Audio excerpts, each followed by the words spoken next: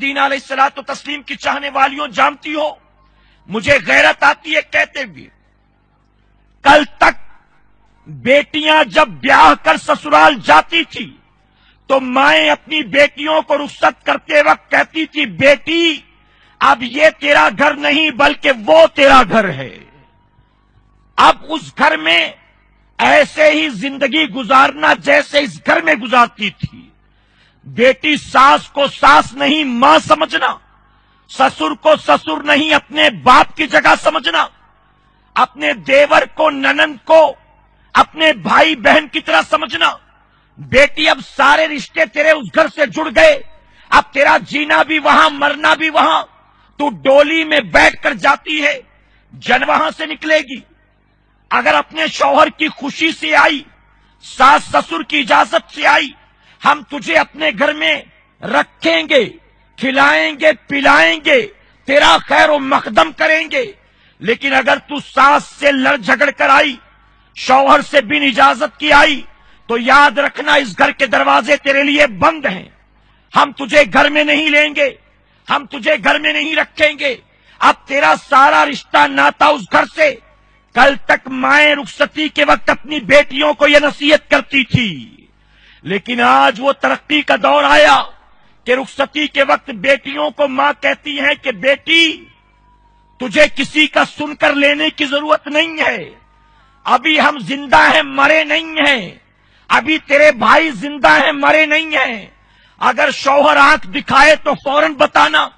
اگر ساس دھمکائے تو فوراً بتانا، اگر دیور زبان کھولے تو فوراً بتانا۔ بیٹا ہم کمزور نہیں ہیں، بیٹی والے ہیں تو کیا ہوا، ہم ان سے کم نہیں کسی چیز میں، نہ کسی کی سن کے لینا ہے نہ کسی کے کام کرنا ہے۔ آج کی مائیں بیٹیوں کو یہ وصیت کر کے رخصت کرتی ہیں، اور یہی وجہ ہے کہ ان ماؤں کی وجہ سے آج گھر آباد نہیں ہوتے بلکہ آج گھر جہنم کا گڑھا بن جاتا ہے، آج گھر مہابھارت کا میدان بن جاتا ہے۔ آج بیٹی بیاہ کر جاتی ہے تو جانے کے بعد اس کی ذہنیت یہ ہوتی ہے میں اس گھر میں نوکرانی بن کر نہیں آئی، میں اس گھر میں بہو بن کر آئی ہوں، میرے لیے میرا شوہر اہمیت رکھتا ہے، اس کی خدمت کروں گی، اس کے کام کروں گی، علاوہ اس کے گھر کا کوئی کام نہیں کروں گی۔ اور اگر کسی گھر میں بیٹی کو کچھ کام کرنا پڑتا ہے تو مائیں دنیا کے سامنے شکایت کرتی ہیں اکیلے میری بیٹی کو گھر کا سارا کام کرنا پڑتا ہے، مجھے نہیں پتا تھا، ان کو بہو نہیں نوکرانی چاہیے تھا، ان کو بہو نہیں کام والی چاہیے تھا، اکیلی میری بیٹی 5 لوگوں کا کھانا بناتی ہے، صبح جو سو کر اٹھتی ہے 7 بجے، اس کے بعد رات کو 12 بجے بستر نصیب ہوتا ہے، دن بھر کام میں لگی رہتی ہے، ناشتہ ہو گیا اس کے بعد برتن دھوئے، اب دوپہر کا کھانا چڑھانا ہے، پھر لوگوں کو بٹھا کر کھانا کھلانا ہے، اس کے بعد سب کے برتن دھونا ہے، اس کے بعد شام کی چائے ناشتہ ہے، اس کے بعد رات کا کھانا ہے۔ جو صبح سو کر اٹھتی ہے بیچاری میری بیٹی دن بھر نوکرانی کی طرح سب کے آگے پیچھے لگی رہتی ہے۔ اے سرکار مدینہ کی چاہنے والیوں میں آپ سے پوچھتا ہوں، دنیا بڑی ترقی کر چکی، ایک فلائٹ کے اندر 2-3 ایئر ہوسٹس فلائٹ کے اندر موجود 150, 200, 250 پیسنجرز کی اکیلے خدمت کرتی، انہیں پانی سے لے کر کھانے سے لے کر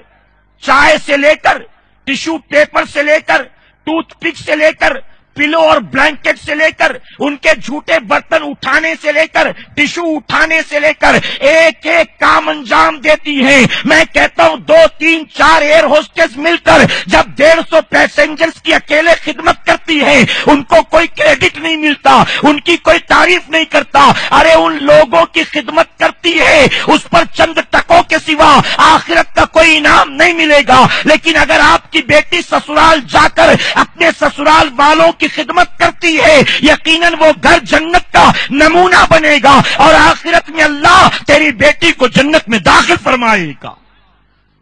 عجیب مینٹیلٹی ہے، عجیب طور طریقہ ہے۔ اے سرکار مدینہ علیہ الصلوۃ و تسلیم کی چاہنے والیوں، کل تک مائیں بیٹیوں کو رخصت کرتی تھی تو مقصد گھر آباد کرنا تھا، آج مائیں بیٹیوں کو رخصت کرتی ہیں تو مقصد گھر کو تباہ برباد کرنا ہوتا ہے۔ اور یہی وجہ ہے کہ 2-3-4 مہینے کے بعد بالکل کلیئر کٹ بیٹا کہہ دیتا ہے ماں باپ سے، اب ہم تمہارے ساتھ نہیں رہ سکتے، اب ہم کرائے کا مکان لے لیں گے، ہم کہیں اور شفٹ ہو جائیں گے۔ میں کہتا ہوں ماں باپ نے ڈھونڈا تھا، پسند کیا تھا، بیاہ کر لائے تھے، کیا اسی دن کے لیے لائے تھے کہ جوان بیٹے کو لے کر چلے جا؟ کیا اسی دن کے لیے لائے تھے کہ گھر کو سونا کر دے؟ کتنے ارمان تھے، کتنی خوشیاں تھی۔ اے سرکار مدینہ علیہ الصلوۃ والتسلیم کی چاہنے والیوں، ارے تیر تلوار کا زخم بھی بھر جاتا ہے، لیکن زبان سے لگا ہوا زخم کبھی بھرتا نہیں ہے۔ اگر کسی کو پتھر مار دیں، اگر کسی کو تھپڑ مار دیں تو تھوڑی دیر کے بعد وہ درد بھی جاتا رہتا ہے، لیکن زبان کے ذریعے جو تکلیف پہنچائی جاتی ہے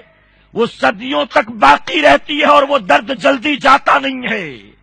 میں عام لوگوں کی بات نہیں کرتا، ایک بیوی اپنی زبان سے اپنے شوہر کو جو تکلیف پہنچاتی ہے، فرمایا گیا اس زبان دراز عورت کو جہنم کی آگ